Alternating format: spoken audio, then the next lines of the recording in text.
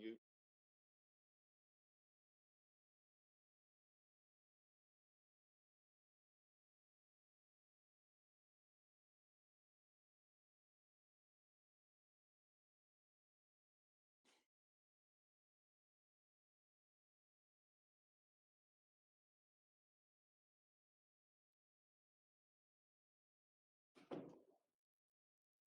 Am I muted? I'm muted right now.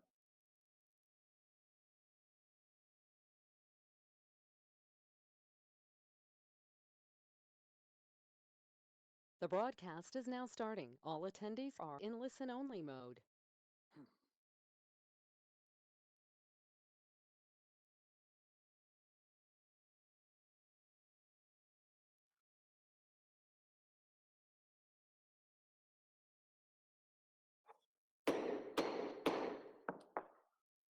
Hello, this is Mayor Rick Lott, and this time I'd like to call this meeting to order. We appreciate all those in attendance this evening virtually, and actually you're a part of history. Tonight is the first time in our city's history we are actually holding a virtual commission meeting. That was made possible because on March 20th, Governor DeSantis issued Executive Order number 20-69, which allows for virtual meetings. We thank all of you for your participating. We also ask for your patience as tonight we are navigating our first commission meeting virtually. Madam Clerk, will you please call the roll? Mayor Lott. Here. Commissioner Dodson. Here. Commissioner Sparkman. Commissioner Sparkman. Here. Commissioner Mathis. Here. Vice Mayor Kilton. Here.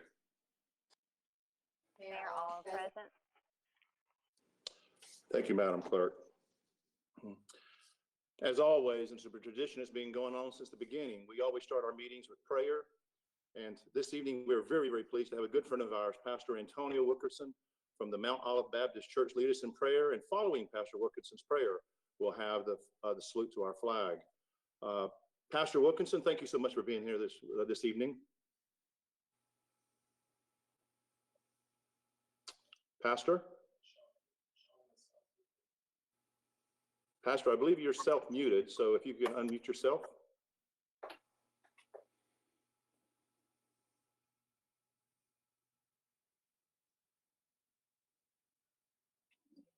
Hello? Pastor Wilkerson, is that you? Yes, it's me. Okay, thank you, Pastor. At this time, we'd love for you to lead us in prayer, if you would, so please. Thank you. Let us bow our heads. Oh, gracious Father, once more and again, we come before you with bowed head, humble heart to say thank you. Lord God, even in the times in which we live, we have so much to be thankful for. Lord, we thank you as we've come to realize how much of a blessing it is to have both life and health. Lord, I thank you for this opportunity to pray. I thank you, Lord God, and for the awesome responsibility that this city council commission has, Lord. And I pray that you give them the knowledge and wisdom necessary to make the necessary decisions as it relates to the great city of Plant City. Lord, we can say thank you because we live in a country where we have freedom. We have freedom to believe in God, and if we choose so, to not believe in you. So we still want to say thank you. Your word declares that we are to obey those who have rule and authority over us. So we thank you for the awesome responsibility that this commission has. Lord, I also want to pray for Mayor Lott and all those who make up this city commission. I pray, Lord, that you graciously give them wisdom to govern in a time such as that we're living in. We thank you for the technology, Lord, to make this virtual meeting possible. We pray, Lord God, that they truly understand the true needs of the people of Plant City. I pray that you give them confidence to make tough decisions, Lord. I pray that you give them the ability to work together in harmony, that even if they disagree, that they don't have to be disagreeable. I pray for each family that's represented, that you give them peace and comfort during these trying times. Lord God, I don't know what agenda is on the table before this committee, but I pray again that you give them wisdom and the insurance to do what's necessary for those who live and work in around this great city of Plant City. I ask these and all blessings in your son, Jesus' name. Amen. Amen. Pastor, thank you so much for leading us in prayer this evening. We do appreciate it. As you noticed on your screen, you have a flag before you. So we have actual flags here in our commission chambers. But tonight we want to give everyone to be able a chance to join us in the pledge to our flag. At this time, if you would all please join us. Attention, salute, pledge. I pledge allegiance to the flag of the United States of America and to the republic which stands for which it stands, one nation under God, indivisible, with liberty and justice for for all. all. Thank you so much. And Pastor, again, thank you for leading us in prayer this evening. Madam Clerk, next item. Public comments. Okay, normally in our commission meetings, we would have, this is an opportunity for you, our citizens, to be able to join us to enter our commission chambers and be able to, bring issues before us that you want us to be able to hear about. Because it's a virtual meeting, we handled our comments. We handled our public comments for this meeting where we accepted by electronic submission or mail to the city clerk. And they have been disseminated to the city commission electronically prior to the start of tonight's meeting for review and inclusion in tonight's official record. So we appreciate those that we received your public comments. We have those, and we'll be taking those into consideration, and we appreciate you participating in which we do so. Once we're back to having meetings personally in attendance and normal, we encourage you to come before us in our public comment sections of the meeting, just like you did tonight in writing. So thank you so much for participating. Madam Clerk, next item of business. Consent agenda. Before we consider the consent agenda, would anyone like to have an item removed for further consideration? Seeing none, what's the pleasure of the commission? Move for approval, Commissioner Sparkman. I will second that motion, Commissioner Mathis. Okay, we have a motion and a second. Thank you very much. Any discussion? Seeing none, we will have a roll call vote. Madam Clerk? Mayor Lott, Yes. Commissioner Dodson, Yes. Commissioner Sparkman, Yes. Commissioner Mathis, Yes. Vice Mayor Kilton, Yes. Mayor, the vote passed 5-0. Thank you very much. Madam Clerk, next order of business. Reports of officers, boards, and committees. Mr. City Manager, I would normally say it's good to see you tonight, but I can't see you, so it's good to be on virtually with you tonight. Well, it's good to hear you, sir. Good evening, Mr. Mayor and Commissioners. It is good to be with you tonight as we undertake our first ever virtual meeting of the City Commission. Of course, we are doing business this way because of the COVID-19 incident that holds our nation and the entire world in its grasp. This virtual meeting is one of the many ways that we as a city organization, a city government, and an entire community have had to adapt to the realities forced upon us by a global pandemic. Like all of you, I am proud of how our community has responded in this challenging time. I am tremendously impressed by the faith, heart, and compassion that our residents have demonstrated as they have rallied to flatten the curve while holding steadfastly to the values that make us Plant City strong. I'm also extremely proud of our city team, those men and women who are unwavering in their commitment to deliver to this community the many essential services that over 40,000 people who call Plant City home rely upon every single day. From our public safety employees in fire rescue and the police department, to our utilities department operators, technicians, and repair personnel, to our dedicated staff who maintain public assets, facilities, and data, to the members of our solid waste department who are out there every day keeping our city clean, to our building, engineering, and planning professionals, and to all the other members of the city team who have stood for us to ensure that our operations continue to meet the needs of the people we serve. It is my honor and privilege to work with the men and women of the city of Plant City. I'm proud of their dedication and professionalism, and most especially their spirit of service. To them all, I want to say thank you for a job well done. Commissioners, moving forward with my report, I have several items for your consideration tonight. The first item will be a presentation and recommendation on automating our solid waste operations.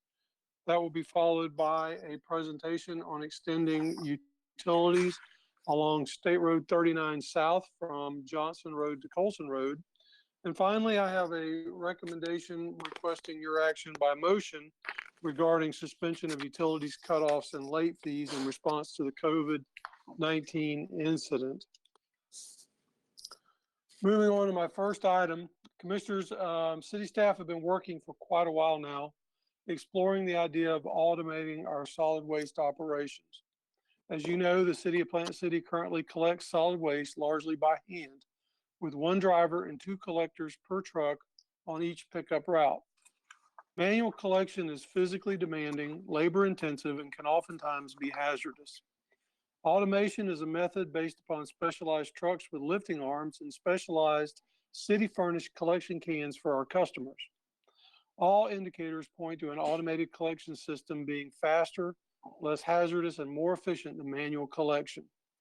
Leading up to tonight's presentation and the corresponding recommended action, we have engaged in a feasibility study, a rate study, made presentations to the City Commission, and conducted a great deal of research so as to fully understand the various elements of automating our solid waste operations. Our Director of Solid Waste, Jill Sessions, will make a presentation summarizing findings, costs, funding sources, and other elements of our proposal to convert the city's solid waste operations from manual collection to automated collection. Before I turn things over for the presentation, I would like to point out that Assistant City Manager Rick Lilliquist has been instrumental over the past several months in finalizing our research and bringing us to the point that we can contemplate action on this proposal. With that, I turn things over to our Solid Waste Director, Jill Sessions. Good evening, Commissioners, Mayor, and City Manager. Thank you for giving me the opportunity tonight to present a plan to convert trash collection from a manual to an automated system in the city of Plant City. Next slide. My presentation tonight is follow-up to the solid waste rate study that was presented to you in April 2019. At that time, staff recommended and you approved further study of automated collection for single-family homes. Staff conducted a thorough cost-benefit analysis and evaluated best practices of neighboring agencies. These are our main findings. Our current manual system results in higher exposure to risk for employees and citizens. It creates higher potential for injuries, requires greater level of manpower, leads to higher employee turnover, reduces the longevity of workforce, and produces unsightly streetscapes. By contrast, the automated collection system results in safer, healthier work environments for citizens and employees, allows for a pay-as-you-throw program, produces cost savings, and creates more attractive neighborhoods. Next slide.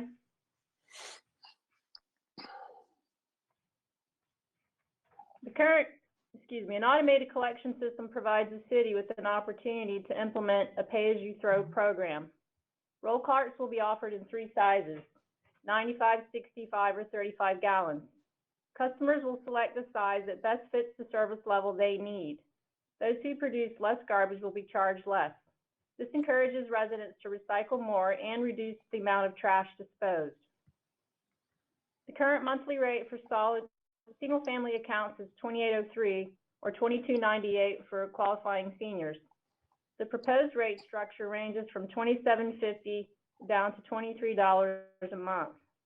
This includes provision of the cart and all the wonderful services we currently provide, such as pickup of furniture, yard waste, and front door service for those who are disabled or unable to physically wheel the cart to the curb. The carts are valued at as much as $50 each and carry a 10-year warranty. The projected cost savings of the new program is $200,000 per year for the period study, which was through fiscal year 25. Next slide.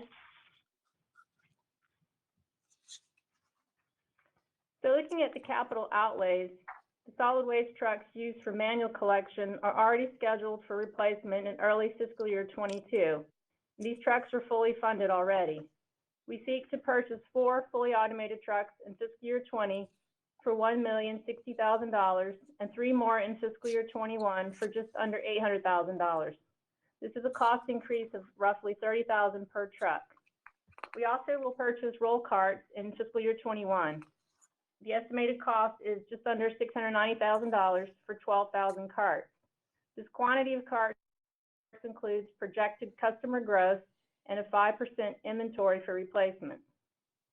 The total net additional capital cost of conversion is roughly $899,040 and will be paid from the Solid Waste Reserve Fund. So there will be no out-of-pocket charges to customers. Our reserve balance will remain healthy after these deductions. Next slide. Staff recommends a phased approach for conversion based on the following. Half the city would be converted in fiscal year '21 and the other half in fiscal year '22. We propose conversion in large subdivisions so that drivers in training can more safely maneuver the wider streets and cul-de-sacs. Plus, the proximity of these higher density areas allow for better route efficiency. Also, changes in staff levels and personnel costs represent the largest portion of savings from conversion to automated collection system. Our analysis shows that positions can be reduced by 3 in fiscal year '21 and 3 more in fiscal year '22. This 2-phased approach will eliminate positions without layoffs through promotions, retirement, transfers, and attrition.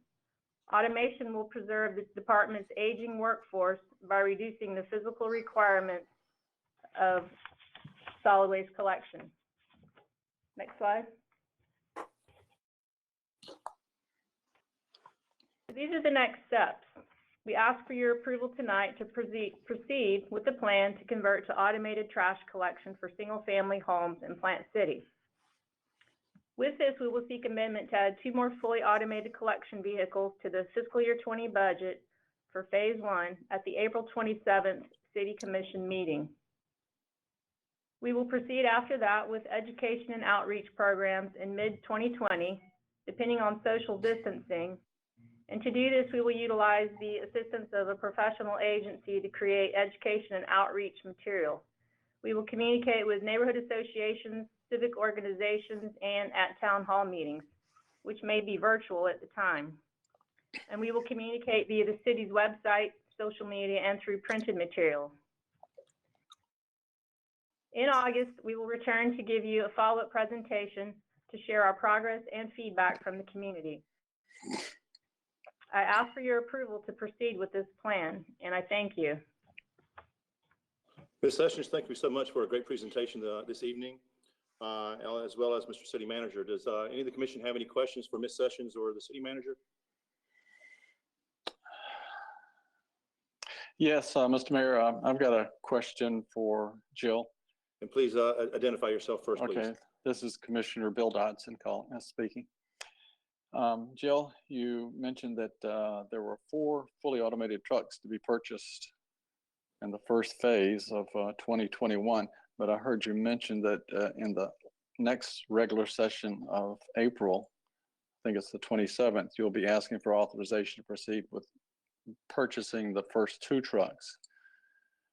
So my concern is, are you talking about 4 additional trucks before 2021, or just 2 more to complete the first purchases in 2020, and then 3 more in 2021?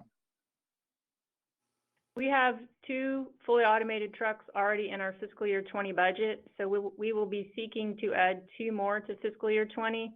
And the reason we're moving that up, because it takes at least 10 months to receive the trucks.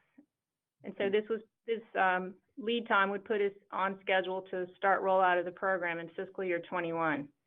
And then we'll seek to purchase 3 more automated trucks. So it would be a total of 7. All right, that's how you have it in the report. As a follow-up question, I just want to allay some interest and fears among some that I've spoken with about automating the pickup of garbage, solid waste. And it has to do with the elderly in town that may not be able to source the cart that would be provided to them by the city. But as I heard you say also, it's the policy when those individuals are identified that need assistance, employees will leave the truck and come to the house and take bagged materials out to the truck to satisfy that need to suit an elderly or a handicapped individual that can't conduct that activity for themselves. Is that right? We would provide what we call front door service, but it would actually be the cart. So they would just need to put the bag in the cart, and then we'd wheel the cart to the curb, empty it, and then return it back to the front door. Okay. So they wouldn't have to be involved in moving the cart away from the house. The city would provide that additional service at no additional cost. Correct. Okay. Thank you very much. You're welcome. Okay. Any further questions for Ms. Sessions or the city manager? I would like to mention to the public that's listening right now that this is something that's been in consideration for some time. A plan's been being put together for a period of time, as well as each commission members.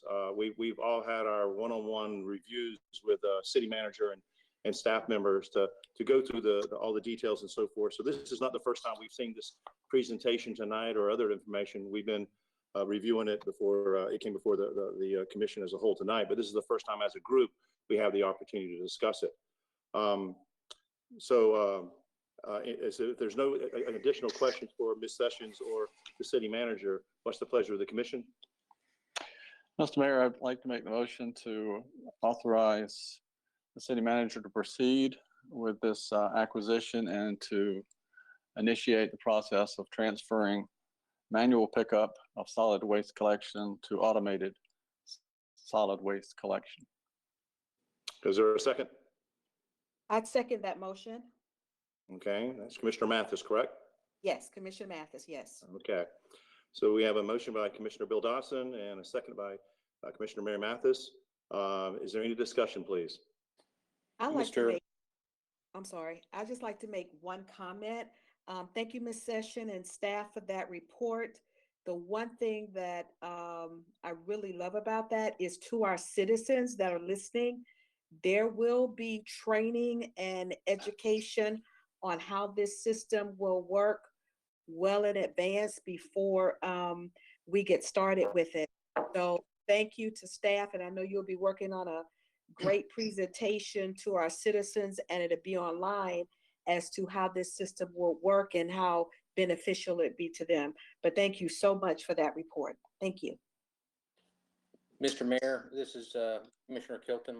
May I be recognized? Yes, sir. Please proceed. So as I think it's been noted or discussed in several of our meetings, I think goes without saying, certainly so thankful for Ms. Sessions and her leadership, and also for the city manager and bringing this forward. And we're doing great things in Plant City. Unfortunately, I wish we could have done this a couple of years ago, because it's so important these days to continue to protect those that are serving us well. So it just goes to show how important this is to move it forward for all of those reasons. It's going to be more efficient, safer, and I think at the end of the day, very well received by our citizens. And it's going to be a great process. So I'm very thankful for that forward thinking and what's going to happen with us moving forward. Thank you. Any further discussion? Well, this was something I can tell you that I was had a lot of reservations on several years ago, but the way that our staff has taken all of our concerns over the years and have put it together, I think we have the best of all worlds. We still have our front door service. We still have curbside service for those items like, that are larger than that would go into the containers and so forth, like a couch or something like that. But then we also have, what I love is the uniformity, so that every household to have the same container, just maybe a different size on particularly what they choose. And so we have uniformity throughout our city, our community, and I definitely think that it allows us to be able to have every citizen being treated with the same level of service identically, and I like that aspect. So I believe what we have now is the best of our current system with the best of the future system all put together, so that our citizens should be a lot happier with the process. If there's no other discussion, I'd like to call for the roll call vote. Sorry about that. Mr. Mayor, Yes, Mayor, sir. before you, this is Commissioner Bill Dotson. Before you call for the roll call vote, I would like to add to your comment to just remind also those that are listening that the collection of trash, which is also held once a week, will continue as usual without exception. And I'd also like to comment on the thought that when I saw video of collection of garbage surface on Park Road, and we're all familiar with the traffic movement on Park Road and the speeds that they're traveling at, and I saw evidence of those fast-moving cars in close proximity to the solid waste collection trucks that are cared for by manual collection. It really convinced me at that point in time that we had to provide for a better, safer environment, while at the same time working with the automation that it gives us and the savings that it presents. But we have to watch out for our city employees that are put in that environment that was so dangerous to them. So I'm also thankful that this will address that concern, because it was clear to me that was an accident, major fatality waiting to happen on Park Road and other parts of the city where we're collecting garbage and cars and trucks moving at a high rate of speed in close proximity. Mr. Mayor, may I make one further comment? This is Commissioner Kilton. Commissioner, please proceed. I also just want to commend Ms. Sessions and the city leadership for taking the steps to, temporarily halt the recycling and also educate people about bagging all of their refuse. I know there's been some confusion. I've heard from some folks about, what they're supposed to do and not supposed to do, but certainly protecting our team members and all the employees of the city and Plant City is critically important. So I just wanted, it's kind of an ancillary comment, but it's kind of on point with what we're talking about tonight. So just thank you for taking that step. And I know there'll be continued communications with folks, so people understand what we're trying to do and what they need to do to assist the city in those measures. Okay, thank you so much. Any further discussion? Seeing none, Madam Clerk, roll call vote, please. Mayor Lott, Yes. Commissioner Dodson, Yes. Commissioner Sparkman, Yes. Commissioner Mathis, Yes. Vice Mayor Kilton. Yes. Mayor, the vote passes 5-0. Thank you very much. Well, Mr. City Manager, Jill, congratulations.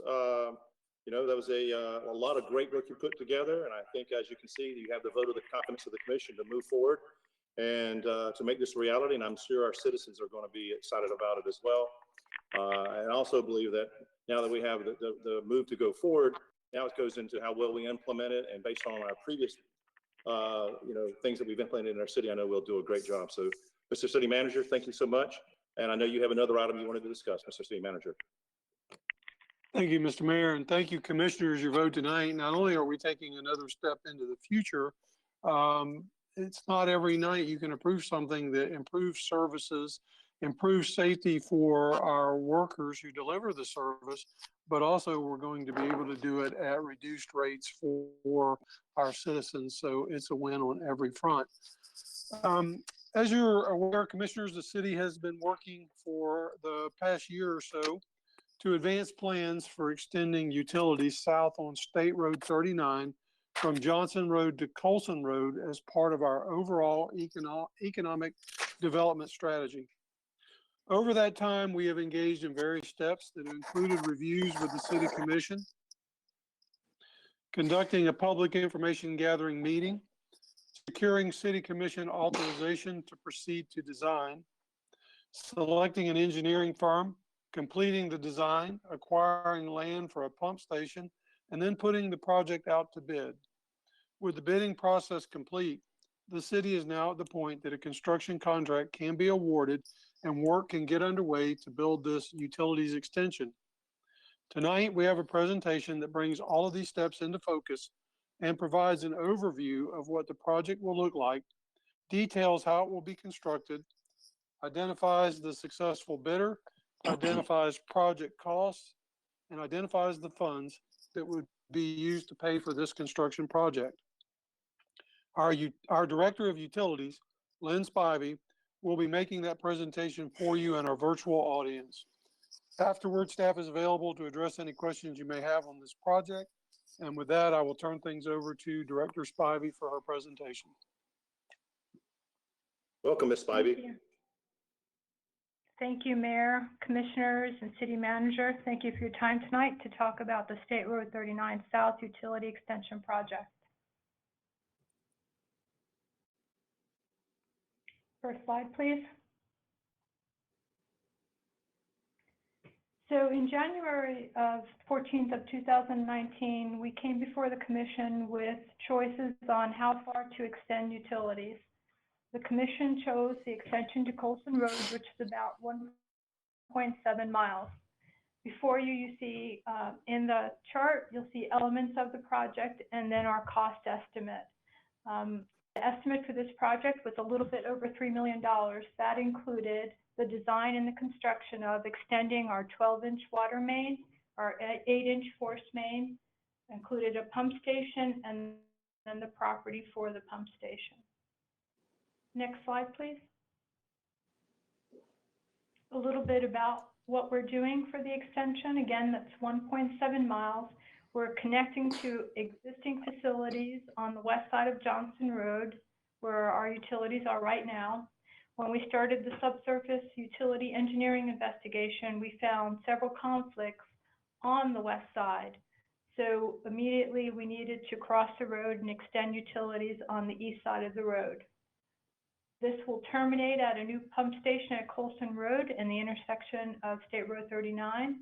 Again, we're extending our 12-inch water main, our 8-inch sewer main on the east side of the road, and then the pump station will be at the termination point on Colson Road. That is designed to meet projected demand and future growth. Next slide, please. So during the project, we started to discuss the ability to service both sides of that road. To do that, we would need to cross over utilities back over to the west side. So we decided to do that by breaking up the bid to include a base bid and an alternate bid. I'll detail those two choices. Our base bid includes the Jack and Bore, which is a crossing underneath the road to extend utilities on the east side of 39.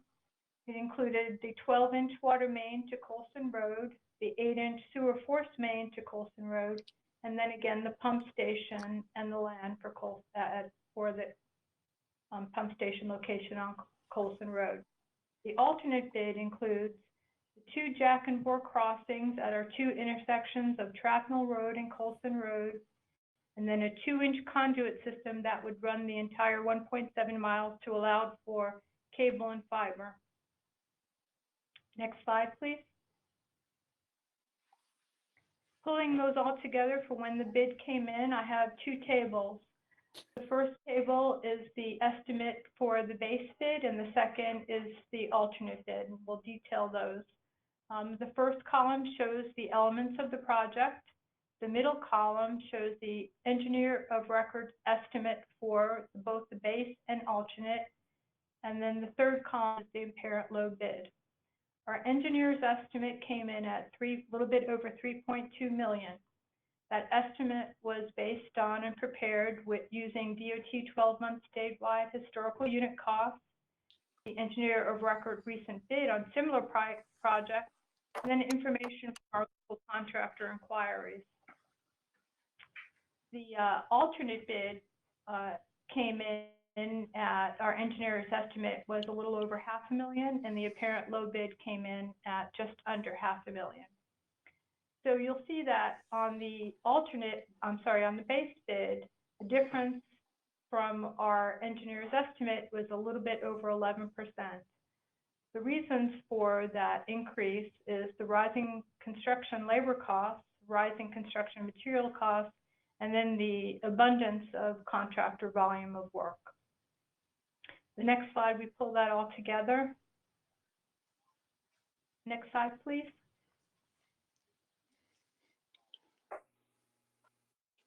So again, this table shows the project elements. The next column shows our original estimate for the $3 million that we went to commission with. The middle column shows the budget, the budget for the base and alternate bid that comes in at $4.8 million. That also includes a $200,000 contingency. The total project budget without the alternate bid is the $4.38 million that you see at the bottom. The difference is in the last column, and that's the $1.8 million difference. So detailing that difference again was our immediate need to go and cross over to the east side to run utilities down the east side, the escalating construction costs right now, and then again, the abundance of contractor workload. To pay for this project, we would utilize the $1 million that we had overage in the Sam Allen projects that we've already requested and have received back from the DOT. And then we would also utilize some funds for water projects that we're not moving forward with now. There's a $450,000 that we had set aside for a project that we're not moving forward. We could apply it to this project. Next slide, please.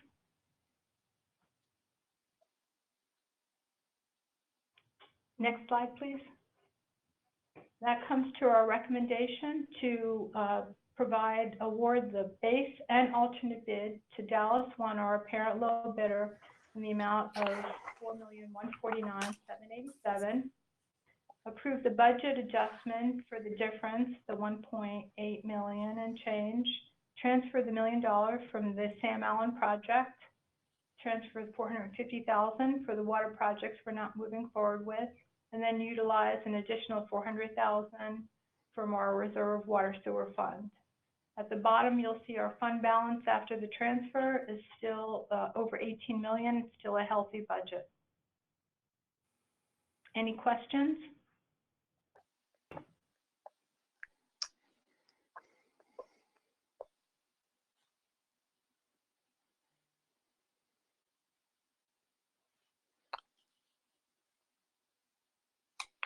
Muted. Okay.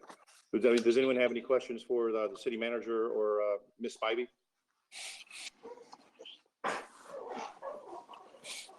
Okay. This is something, again, for our participating members in our city that we've been considering for many, many years. We actually considered this whenever we decided to run utilities on County Line Road. And then at that particular time, we were deciding whether we would do County Line Road and State Road 39 at the same time. And the commission at that time made a decision to do County Line Road first, see what type of impact it had, and then we would address State Road 39 South at a later date, which we're addressing here tonight. Again, we've had our one-on-one meetings with our staff, including Mr. City Manager, and then this is the first time that we're addressing this as a commission. If there's no other questions for the City Manager or for Ms. Spivey, what's the pleasure of the commission? Mr. Mayor, this is Commissioner Dodson. Okay, Mr. Dodson. I would like to comment before we take the vote, though, that what you're referring to was actually in year 2016. And that's just a short time ago when you think of the time elapsed. But if you take a look at what we accomplished on County Line Road by a measured risk of extending water and sewer in that area to encourage growth, to gain more capital investment along that industrial corridor and warehousing corridor. The result was a terrific, outstanding success. And we actually expected that with only a 50% build out, that if we received our return on investment, and I believe it was 8 years at the time, we would have been satisfied. But in fact, the return on investment occurred much quicker than we all imagined, and we're grateful for it because we got all of our investment back in under about 3 years, I believe it was. So I'm using that as a basis for experience to gather my thinking on how likely the success of this project on State Road 39 extension would be in comparison to what we've accomplished on County Line Road. And my guess is that we will do very well on State Road 39. Also, the type of development expected there will be different than what we're experiencing on County Line Road. I believe we'll see a lot more commerce and a lot more lighter weight business endeavors, as well as a significant mixture of residential use there, all of which will be good for our community, I believe. And I think we'll see as well a success on the return on investment sooner than the anticipated 9-10 years that the staff has charted for us, and in the times when we've met with them and talked with them about this project. So I'm very encouraged by it. And if you are looking for a motion at this time, Mr. Mayor, I'll be happy to make one. Well, if there's no comments or questions for Ms. Spivey or the city manager, yes, I'm looking for a motion. Okay. Well, I will be happy to make the motion to authorize the city manager to move ahead with the extension of utilities on State Road 39 in accordance with the plans outlined that we've heard from tonight and throughout all the discussions we've had based on the likelihood of cost that's been provided to us for this evening's meeting. Is there a second? Second, Commissioner Kilton. Okay. So we have for consideration of the resolution, we have a motion by Commissioner Dotson and seconded by the Vice Mayor Kilton. Any discussion? Yes, sir, Mr. Mayor. Commissioner Kilton, if I might be recognized. Yes, sir. Please proceed. Had a really great discussion with staff and struggled a little bit with whether or not it's the appropriate time to move forward with this project, and just wanted to make sure that we put on the record the rationale for, at least from my perspective, my own decision about why it makes sense to continue to do this. I think some would say, based on our current economic environment, why would we move forward with this with the uncertainty that's going on all across the country and the state of Florida. And in looking at all the facts, obviously we don't know what's going to happen, but we do know that we are in a very strong financial position, and that gives us the luxury of being able to make investments for the future that some other places might not be able to make. And we have to remember that we're focused on what's happening in Plant City. And where we are in Plant City, we've been great financial stewards, and our storehouse is full, and we are prepared and ready to make this investment. And I believe it's a wise investment, and we can't control what the economy is going to do or what investors are going to do. But if we do not provide an environment that's conducive for that, then we know they won't come. That was evidenced by what we did on County Line Road. So I'm not going to try to prognosticate or be somebody that's going to say it's going to happen, our return investment is going to be in 3 years or 5 years or 10 years, whatever it's going to be. I just know that there won't be any return on investment if we don't make the investment. And I'm very comfortable in doing what we're doing today, just knowing our community, knowing where we are in the I-4 corridor, and knowing that at some point in the future, things are going to get better. And when it does, we're going to be very strong recipients of that, especially if we make this investment. So I just wanted to share with everybody kind of my thought process on why I think this is an appropriate thing to move forward with, given our current environment. Thank you, Vice Mayor. Any other discussion? I concur with both the comments that were just spoken. And if I could just add to this is that, we were cautious in 16 when we decided not to do both projects at one time. I think it was good caution because we're able to see, what would be the results if we did put services in place. And I think everyone would agree that that was a wise decision. I have to agree, though, that we don't know if we're going to have the timeliness on 39 that we have on County Line Road, but if we were borrowing the money, I would vote no tonight, okay? If we were having to go out and get a bond for this project, I would vote no tonight. But this is out of the reserves that we have. So do we leave the dollars in our bank account, or do we put those dollars into action? And I agree with what I've heard earlier. We need to put these dollars into action. We believe in our city, and if we're not investing in ourselves, how can we expect others to invest in our city? And so, right now, obviously, jobs are always at the forefront in our community. So I think this is a great plan put forth here tonight. And I do before we go to it, Mr. City Manager or Ms. Spivey, if we just one more time, if we vote yes on this tonight, when would you believe we would have this project, groundbreaking of it, and when would we be completing this project? Mayor, we would be able to start right away. We already have the plans. We already have the permits. It's already bidded out. So if we approve this, the contractor will be able to start right away in May, and we're anticipating the first quarter of 2021 to be complete. Okay, thank you very much. Any further discussion? Mr. Mayor, Commissioner Dodson. Oh, yes, sir. Can we be recognized? Yes, sir. Okay.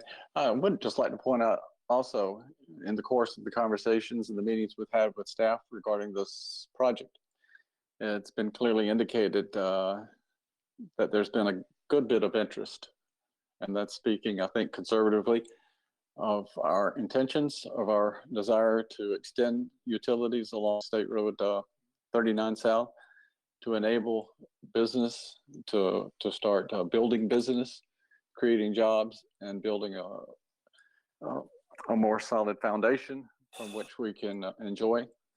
And I think with that in mind, we have a good possibility, a good foundation to build upon that will probably come about as we are progressing with the installation of the utilities. We'll probably see those that have already indicated interest coming in with preparations for plans to begin construction. And that's what I'm anticipating and certainly looking forward to. I think it will be a good move for the city as we have the funds to do it now. It will be a proper investment.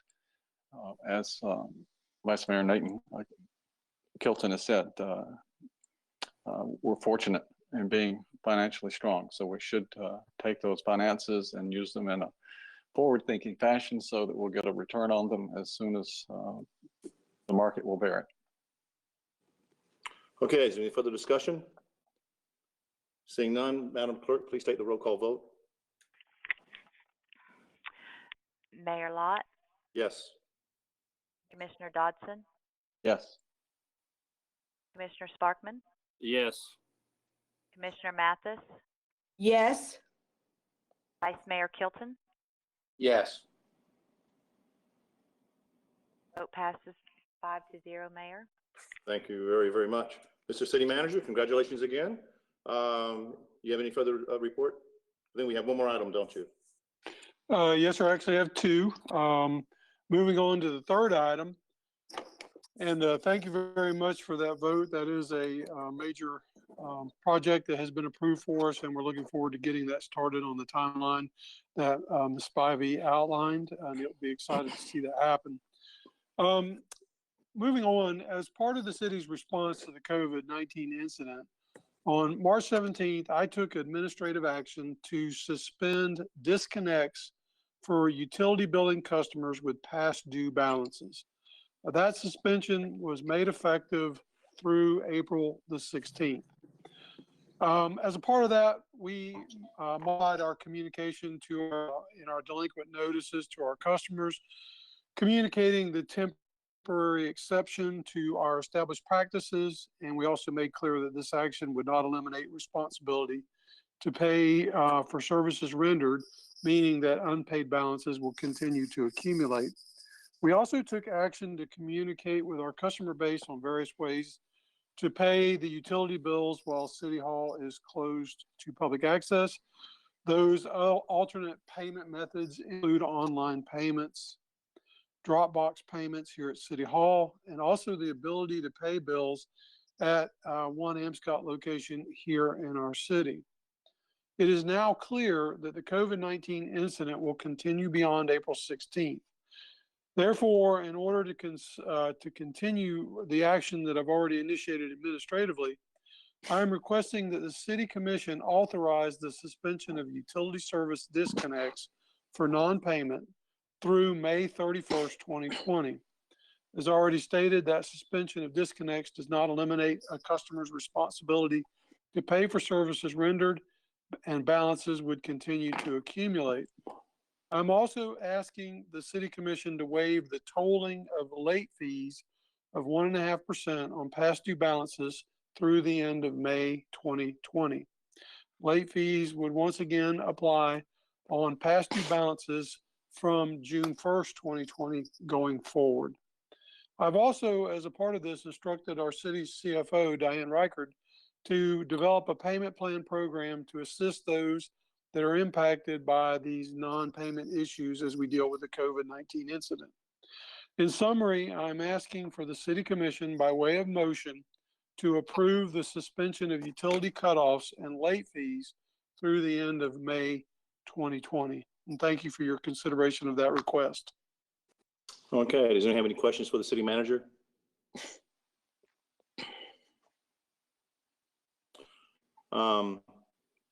Mr. City Manager, thank you for bringing this forward to us tonight. I think we're going to have discussions earlier from all the commission, but obviously this shows you the compassion of our city and so forth. And I think that you've presented this in a very great way that where we can make sure that we're taking and we have a safety net for those in our community that needs a safety net.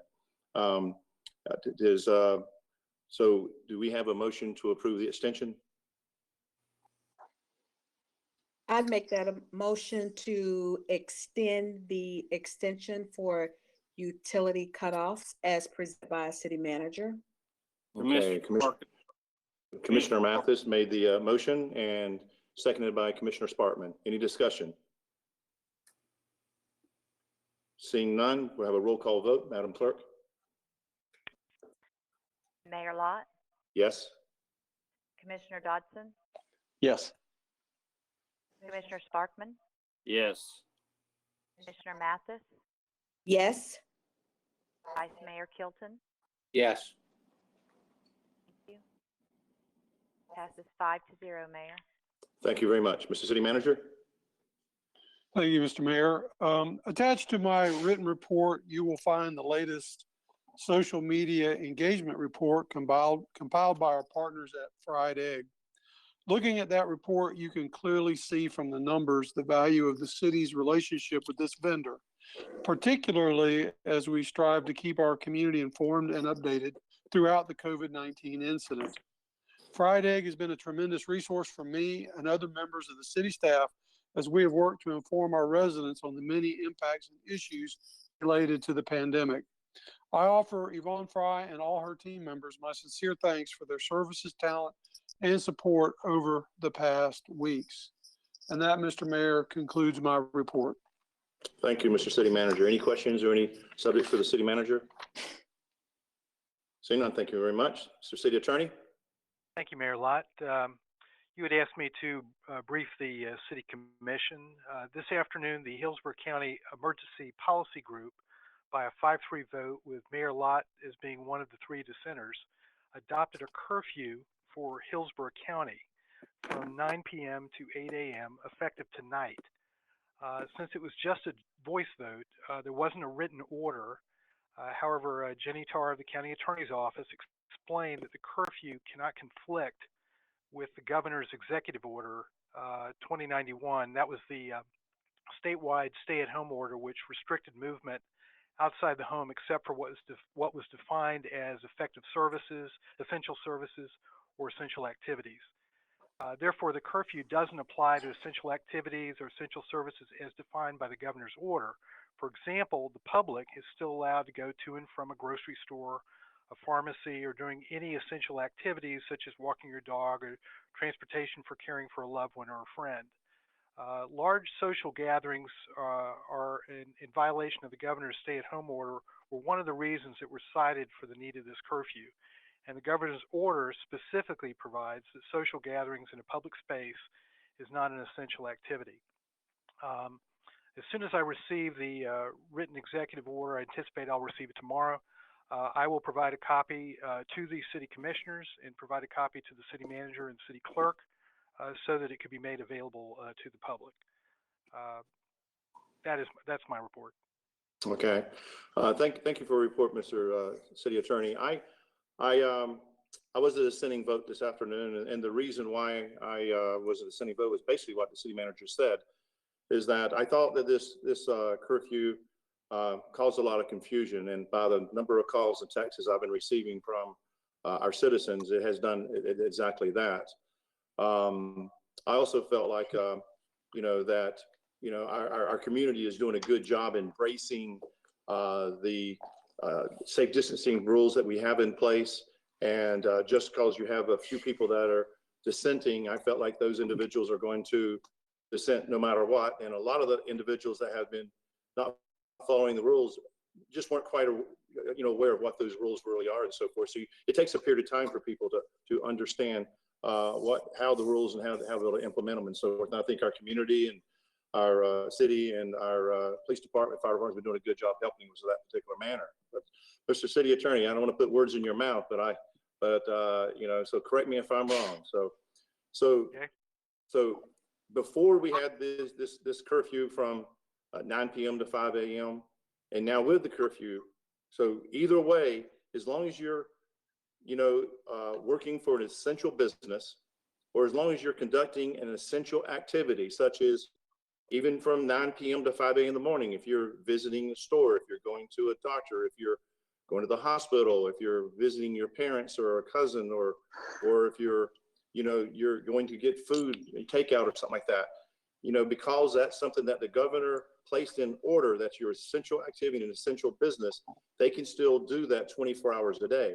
But if you're conducting something if you're not working for a non-essential business, or if you're conducting something that's not an essential activity, okay, such as possibly throwing a party that has more than 10 people, or conducting a gathering, as long as that's more than 10 people, then you're now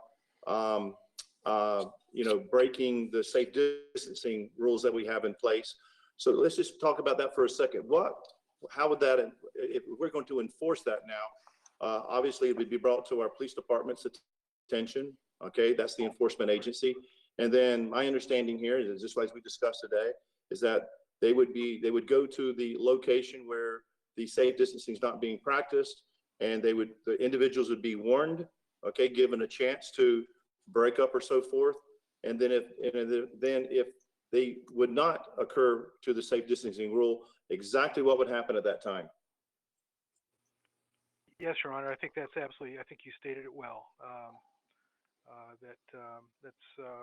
It is enforceable. It's a second-degree misdemeanor, and the police would really try to work toward breaking up the situation. But if the people refuse to leave, potentially you could have people arrested. Okay, but as far as someone that's doing something essential, they could be in an activity. They could be going out for an evening jog, or if they're but if they're going to, like I said, the grocery store or something. I don't want to name different types of stores that are open 24 hours a day, name those names and so forth. But as long as they're doing something essential, they're not violating the curfew, whether it's at 12 noon or if it's at 12 midnight. Is that correct? You're absolutely correct. And going to the grocery store or pharmacy, you mentioned jogging. One of the specific things that's mentioned in the governor's order as essential activity is recreational activities.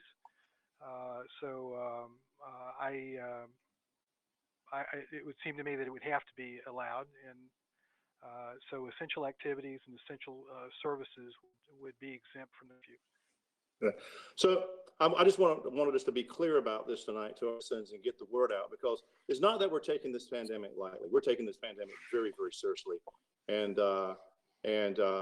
But what I also want to do is that when we vote on something, I want to make sure our citizens know exactly what we voted on and what we approved, so that we can hopefully get what they are truly are allowed and not allowed to do, versus the rumors that can get out and cause what I think is panic and hysteria sometimes. So I appreciate you helping me with that, Mr. City Attorney. And I'd like to open it up to the city commissioners and see if they have any questions for the city attorney or myself about this.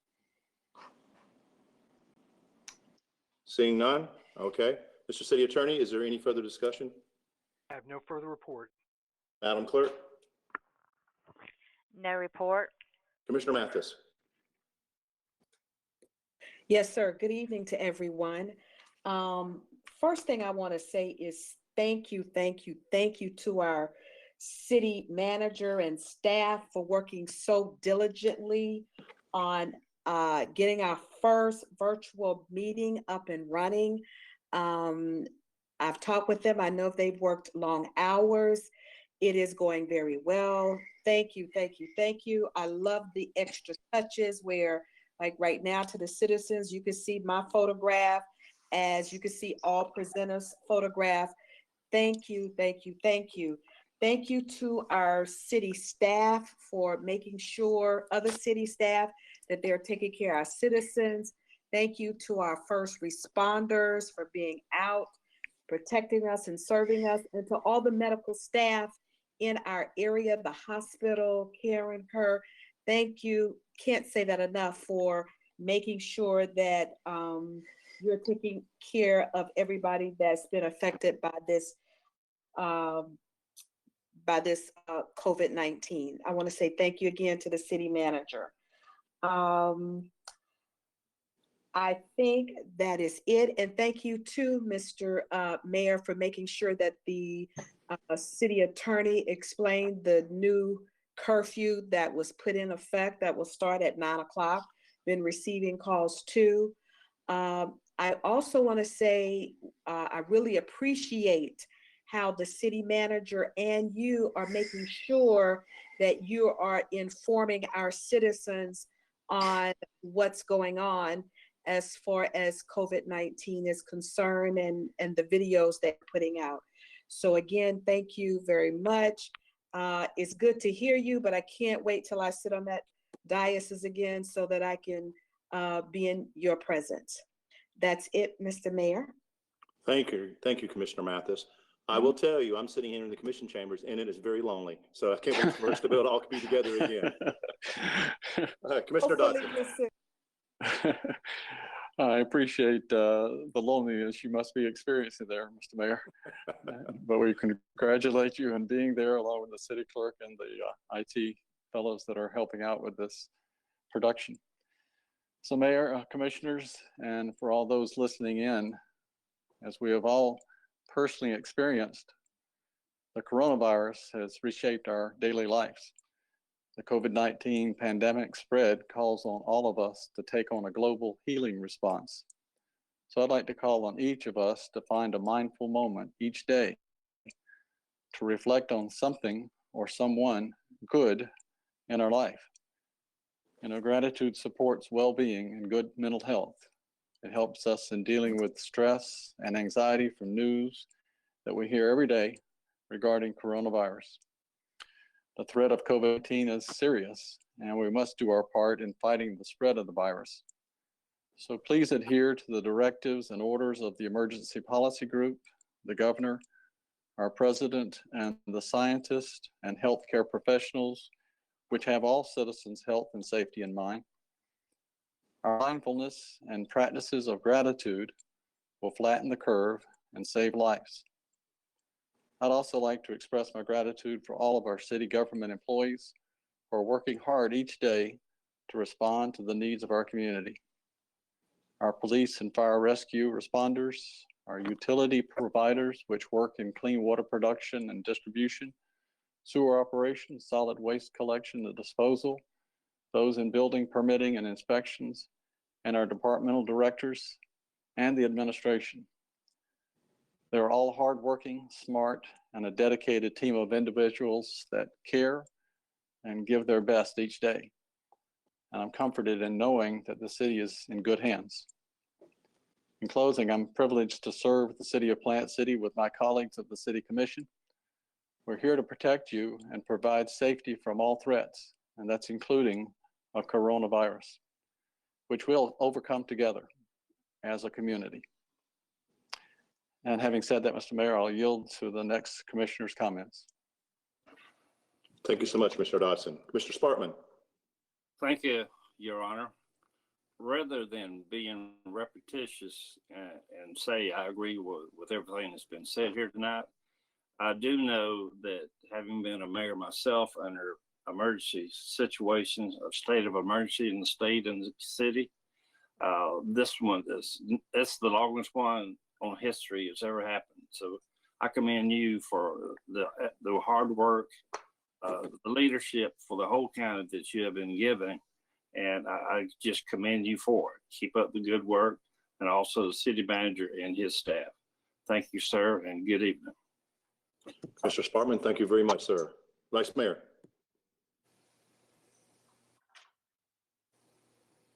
Vice Mayor? Yes, Your Honor. Thank you. First, just want to wish everybody a late happy Holy Week from this past week. I know it was probably very difficult for everybody in different circumstances, but I think it's also important that it happened this time for us during the coronavirus, because we need that hope and that inspiration. And we know that we're tough in Plant City and want to have some perspective, because we've got some great things going on here, and so grateful to our leadership, as Commissioner Sparkman alluded to you, Mr. Mayor, and your hard work and everything that you've been doing for us, being pragmatic and just practical about the circumstances, to our city manager and the commitments that he made when we hired him for communications. Where would we be right now if there wasn't that follow through on those things? It's so important to get that information out, and it's been done so well here recently, and it's very impressive. And the entire team for our city, the leadership, the whole staff, it's difficult for everybody, but they are rising to the occasion, and I'm so thankful and appreciative for everything that they're doing. And we're great stewards in Plant City. Like we showed in the slide before, over $18 million in general reserves. We are one of the strongest cities in the whole state of Florida. We have done things well, and we're going to see this through, and we're going to be strong when we come out of it. We have so many great projects that are going on, and I also want to commend all of our nonprofits that are standing up strong to take care of the people in Plant City. Our United Food Bank has really done monumental work in this challenging time to really take care of folks here in Plant City. And they've had great support from our entire community, but they still need to continue to have more of that.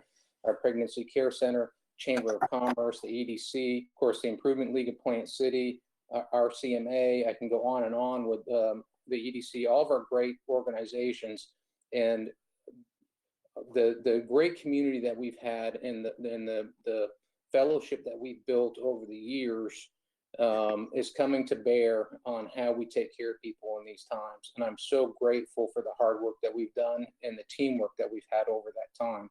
So I'm so impressed with that, and really look forward to continuing to support those organizations so we can make sure that all our people are taken care of. And appreciate city manager and the team for supporting those organizations. They made a lot of calls for them, just helping out over the last couple of weeks. So it's been really, really inspirational, inspiring to see how everybody's come together on this. So I'm just thrilled about what we're doing. I'm not thrilled about the circumstances, but I'm happy that we're stepping up and trying to do everything that we possibly can to take care of people. And I know that we're going to see that through to the end. So one last question for you though, Mr. Mayor. So just kind of curious this evening, usually you're in a jacket and tie, so I'm wondering if you've got a tie on this evening, even though.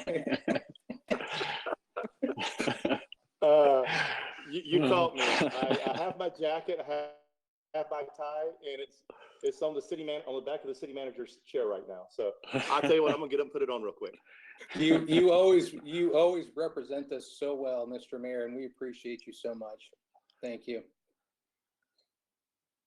Okay, I'm official. You got me. Oh, Lord. I should have known you'd ask that question. Oh, listen, commissioners, I just, as I was sitting here listening to your comments, something I miss is being able to see your expressions, your eye contact, and because I always can tell the passion you have for our city and for the things that we're considering and so forth. And I really thought tonight that would be missing from this meeting.